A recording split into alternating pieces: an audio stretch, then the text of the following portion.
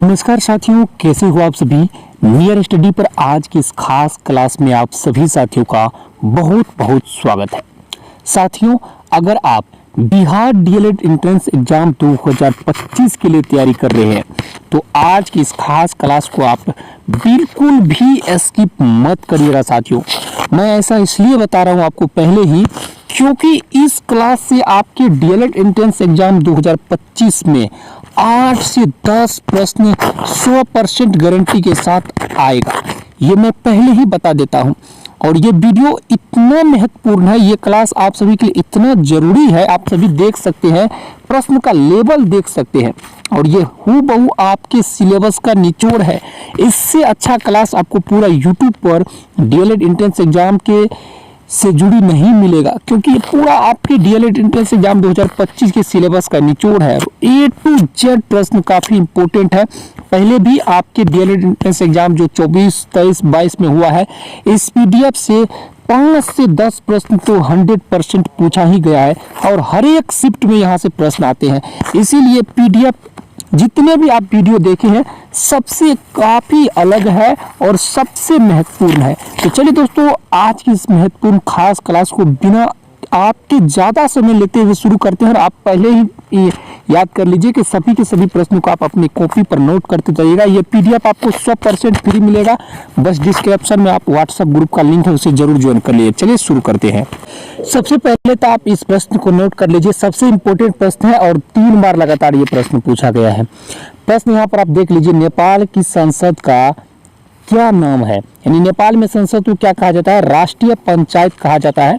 याद रखिएगा, ऑप्शन तो आपके आंसर भी आपके सामने में है, क्योंकि ये पीडीएफ हम आप सभी को देने वाले हैं, इसीलिए सबका आंसर इसी पर दे दिए ताकि आपको किसी भी तरह की दिक्कत ना हो। बाकी प्रश्न काफी इंपॉर्टेंट है, ये आपको ध्यान में नहीं रखना है कि चलो आंसर यहीं पर है। ये बताते भी है, आपको पीडीएफ भी इसका प्रोवाइड कर देंगे, आप आसानी से याद कर लीजिएगा।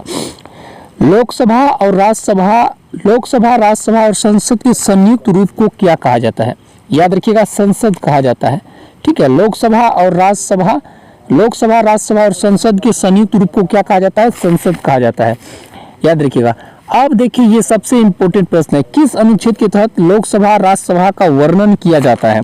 अनुच्छेद 81 और 80 के तहत लोकसभा और राज्यसभा का वर्णन किया जाता है। याद रखिएगा, ये काफी इंपॉर्टेंट प्रश्न है, किस अनुच्छेद के तहत लोकसभा और राज्यसभा का वर्णन किया जाता है? तो याद रखिएगा, अनुच्छेद 80 और 81 के तहत जो है लोकसभा और राज्यसभा का वर्णन किया जाता है।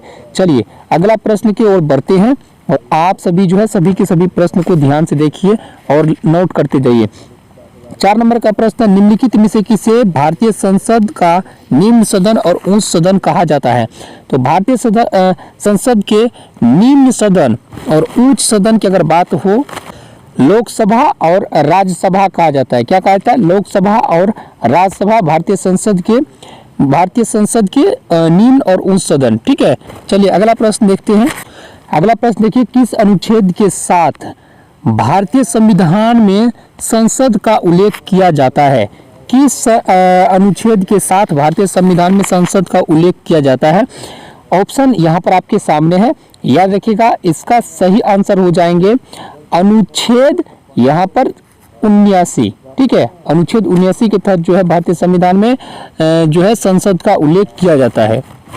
अब सबसे इंपॉर्टेंट प्रश्न आपके सामने है, लोकसभा का पीठासीन कौन होता है? लोकसभा का पीठासीन कौन होता है? आप सभी याद रखिएगा, लोकसभा का पीठासीन सांसद होता है। इसको भी हम हाईलाइट कर देते हैं सबको। लोकसभा का पीठासीन कौन होता है? संसद होता है। चलिए अगला प्रश्न देख लेते हैं। अगला प्रश्न देखिए, लोकसभा के प्रथम अध्यक्ष कौन थे? ये काफी इंपॉर्टेंट प्रश्न है। अगर आपके एग्जाम आए तो याद रखिएगा, जीवी मालवंकर। ठीक है, जीवी मालवंकर ये जो है ये लोकसभा के प्रथम अध्यक्ष थे। याद रखिएगा, ये काफी इंपॉर्टेंट प्रश्न है, उसका भी आंसर हम हाईलाइट कर देते हैं। आप सभी पीडीएफ में इसे याद जरूर कर लीजिएगा। अब देखिए यहाँ पर अगला ये जो नोट कर लीजिएगा आप लोग, ये जो है इसका एक चीज और है, यहाँ पर ध्यान से नोट कर लीजिएगा। श्री गणेश वासुदेव मालवंकर 1952 से 1956 तक भारत के पहले लोकसभा अध्यक्ष थे। ये भी याद कर लीजिएगा। कौन? श्री वासुदेव मालवंकर जो है 1952 से 1956 तक भारत के पहले लोकसभा अध्यक्ष थे। ये याद रख लीजिएगा, ये भी काफ़ी इम्पोर्टेंट प्रश्न है। इसी का मेन चीज़ है, ये इसका तिथि बता रहा है यहाँ पर, ठीक है। अब देखिए ये काफ़ी इम्पोर्टेंट प्रश्न है एक और यहाँ पर देख लीजिए, लोकसभा के पीठासीन को हटाने के लिए कितने बहुमत की जरूरत होती है? लोकसभा के पीठासीन को हटाने के लिए, तो इसके लिए आप याद रखिएगा 2/3 जो है, इतना अगर बहुमत हो जाती है संसद में कुल, तो इसे 14 दिन के अंदर जो है पद से हटाया जा सकता है, 14 दिन के अंदर। चलिए नेक्स्ट प्रश्न यहाँ पर आप देख सकते हैं, काफ़ी इम्पोर्टेंट है ये प्रश्न आप सभी के लिए। प्रश्न यहाँ पर यह है कि लोकसभा के सचिवालय किसके अंतर्गत काम करती है? यानी लोकसभा के जो सचिवालय होती है किसके अंदर में काम करता है, याद रखिएगा। इसका सही आंसर हो जाएंगे अध्यक्ष के अंतर्गत जो है काम करती है। किसके अंतर्गत? अध्यक्ष के अंतर्गत काम करती है। चलिए अगला प्रश्न को देख लेते हैं। अगला प्रश्न भी काफी इंपॉर्टेंट है, कितने दिनों तक अगर लोकसभा के अध्यक्ष बिना बताए अनुपस्थित रहता है तो उसकी सदस्यता रद्द की जाती है? सदस्यता तो याद रखिएगा 60 दिन की। ये भी काफी इंपॉर्टेंट, आप सभी कमेंट में भी बताइए सबका आंसर, ठीक है। लोकसभा की प्रथम महिला अध्यक्ष कौन थे? लोकसभा के प्रथम महिला अध्यक्ष कौन थी? तो याद रखिएगा कौन थे? याद रखिएगा आप लोग, मीर कुमार। ऑप्शन नंबर आपका बी सही हो जाएंगे, आपके सामने में भी है। चलिए अगला प्रश्न यहाँ पर देख लीजिए, अगला प्रश्न भी काफी इंपॉर्टेंट है। लोकसभा और राज्यसभा में कितने अधिकारी होते हैं? तो याद रखिएगा लोकसभा और राज्यसभा में 3 अधिकारी होते हैं। ऑप्शन नंबर ए यहाँ पर आपके सामने सही दिया गया है। बाकी यहाँ पर कुछ इंपॉर्टेंट तथ्य है, याद रखिएगा आप लोग। लोकसभा के जो अधिकारी होते हैं 3 कौन कौन होते हैं? अध्यक्ष, उपाध्यक्ष और महासचिव, ठीक है। ये लोकसभा के अधिकारी है। लोकसभा के अधिकारी आपको पूछेगा इनमें कौन लोकसभा के अधिकारी है, तो आपके ऑप्शन में रहेगा अध्यक्ष, सचिव, ये सब रहेंगे। तो याद रखिएगा आप लोग अध्यक्ष, उपाध्यक्ष और ये महासचिव, ये तीनों है। बाकी राज्यसभा के अधिकारी की अगर बात करें तो इसमें जो आता है सभापति आता है, उपसभापति आता है और महासचिव आता है। ये भी काफी इंपॉर्टेंट है। अगला प्रश्न है, लोकसभा और राज्यसभा का कार्यकाल कितने वर्षों को होता है? तो याद रखिएगा आप लोग, लोकसभा का 5 साल और राज्यसभा का 6 वर्ष होता है, ठीक है। ये कभी राज्यसभा कभी भंग नहीं होता है, याद रखिएगा आप लोग। अगला प्रश्न यहाँ पर है, राज्यसभा के सदस्यों का कार्यकाल कितने दिनों का होता है? ये सदस्य का कार्यकाल होता है, राज्यसभा कभी भंग नहीं होता है। सदस्य कार्यकाल 6 वर्षों का होता है, ठीक है। अगला प्रश्न यहाँ पर है, निम्नलिखित में किसे युवाओं का सदन कहा जाता है? किसे युवाओं का सदन कहा जाता है? तो आप सभी याद रखिएगा लोकसभा। चलिए 16 नंबर का प्रश्न यहाँ पर भी इम्पोर्टेंट ही है। 16 नंबर का प्रश्न है, यहाँ पर देख लीजिए आप लोग, लोकसभा और राज्यसभा में सदस्यों की संख्या कितनी होती है? तो याद रखिएगा लोकसभा में जो सदस्यों की संख्या होती है 545 होती है और राज्यसभा में 245 होती है। अगला प्रश्न है, लोकसभा और राज्यसभा में अधिकतम सदस्यों की संख्या कितनी हो सकती है? अधिकतम का अगर बात करें तो ऑप्शन नंबर ए याद रखिएगा 552 से 250 हो सकती है, ठीक है।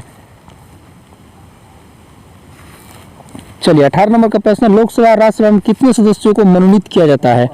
तो देखिए लोकसभा का अगर बात करें तो लोकसभा में 2 और राज्यसभा में 3 सदस्य को मनोनीत किया जाता है, ठीक है। अगला प्रश्न, राज्य सरकार का कार्यकारी अध्यक्ष कौन होता है? राज्य सरकार का जो कार्यकारी अध्यक्ष होता है कौन होता है, यहाँ पर प्रश्न है। तो आप सभी याद रखिएगा राज्य सरकार का जो कार्यकारी अध्यक्ष होता है राज्यपाल होता है, याद रखिएगा। ऑप्शन नंबर यहाँ पर देखिए, ये आपका बी यहाँ पर सही हो जाएंगे, राज्यपाल। चलिए अगला प्रश्न की ओर देख लेते हैं। अगला प्रश्न भी काफी इंपॉर्टेंट है, आपका 20 नंबर का ये प्रश्न है। प्रश्न यहाँ पर यह है, भारतीय संविधान का कौन सा अनुच्छेद भारतीय नागरिकों को भारत के पूरे क्षेत्र में स्वतंत्र रूप से घूमने की अनुमति देता है, ठीक है। ये अनुच्छेद 19A के तहत आप भारत के किसी भी राज्य में स्वतंत्र रूप से घूम सकते हैं, ठीक है। अब देखिए भारतीय लोकतंत्र की कमजोरी को दूर करने का सर्वश्रेष्ठ उपाय क्या है? तो इसका सही उपाय है सकारात्मक काम का निर्माण, ठीक है। अगला प्रश्न है, लोकसभा को इंग्लैंड यानी ब्रिटेन में क्या कहा जाता है? सबसे इंपॉर्टेंट प्रश्न यही है, याद रखिएगा लोकसभा को इंग्लैंड में हाउस ऑफ कॉमन्स कहते हैं, ठीक है। ये देखिए हाउस ऑफ कॉमन्स लॉर्ड्स, ये जो है ब्रिटेन संसद का दूसरा सदन है। आपके एग्जाम में प्रश्न आएंगे कि ब्रिटेन सदस्य का दूसरा सदन को क्या कहा जाता है, तो याद रखिएगा हाउस ऑफ लॉर्ड्स जो है, हाउस ऑफ लॉर्ड, ये आपके यहाँ पर हाईलाइट करते हैं। हाउस ऑफ लॉर्ड जो है ब्रिटेन संसद का दूसरा सदन है, याद रखिएगा। यह निर्वाचित हाउस ऑफ कॉमन्स से स्वतंत्र है, ठीक है। और इसके कार्यों का, ये इनके कार्यों का पूरक होता है। लॉर्ड्स कानून को बनाने और आकार देने और राज के काम की जांच करने को चुनौती देने का कार्य साझा करता है। कौन? ये लॉर्ड्स, ये दूसरा सदन है। यहाँ तक आप रखते हैं। और नेक्स्ट प्रश्न बहुत ही जल्द लेकर के आएंगे। बाकी इसमें कितना प्रश्न है या आपको बता देते हैं। इसमें जो है टोटल जो है 292 प्रश्न है, 292 प्रश्न का ये PDF है। ये देखिए, जब तक ये क्लास खत्म होंगी, क्लास खत्म होने के साथ ही आपको हम जो है इसका पूरा आपको हम ये प्रोवाइड कर देंगे। इस PDF को अगर देख लेते हैं तो 10 प्रश्न आपके एग्जाम में यहीं से आएंगे, 10 के 10 प्रश्न। तो बाकी आपको मिलते हैं अगले वीडियो में। तब तक के लिए इस वीडियो को लाइक और चैनल को सब्सक्राइब जरूर कर लीजिए। Thank you.